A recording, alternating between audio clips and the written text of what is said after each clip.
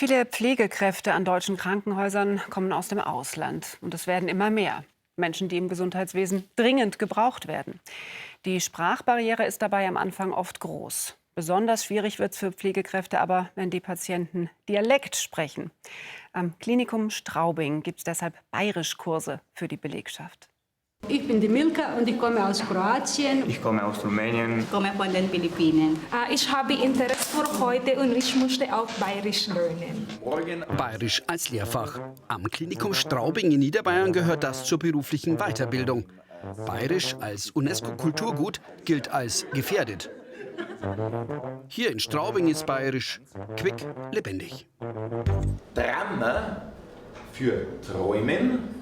Ein helles, kurzes E wie weckert oder dreckert, für weg oder dreckig. Kabarettist Thomas Mayer führt durch den Vormittag. Bei aller Liebe zu seinem Heimatdialekt, hier geht es um mehr. Hier geht es um ein gutes Miteinander im Alltag.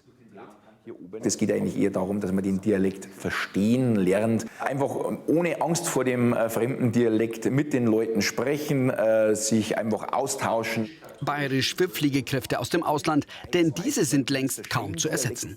Rund 100 Pflegerinnen und Pfleger aus dem Ausland kamen in den vergangenen Jahren ins Klinikum Straubing. Aus Ländern wie Mexiko, Serbien oder Indien. Empfangen vom Pflegedirektor und seinem Team.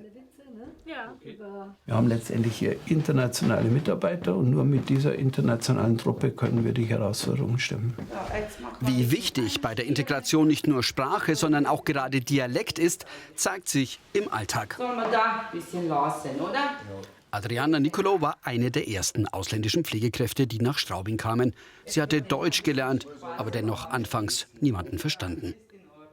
Habe ich fast einen Monat oder so, 2 Wochen gebraucht, dass ich Leute dann langsam verstanden habe. Und wir arbeiten mit alten, kranken Leuten, die sprechen meistens bayerisch Dialekt.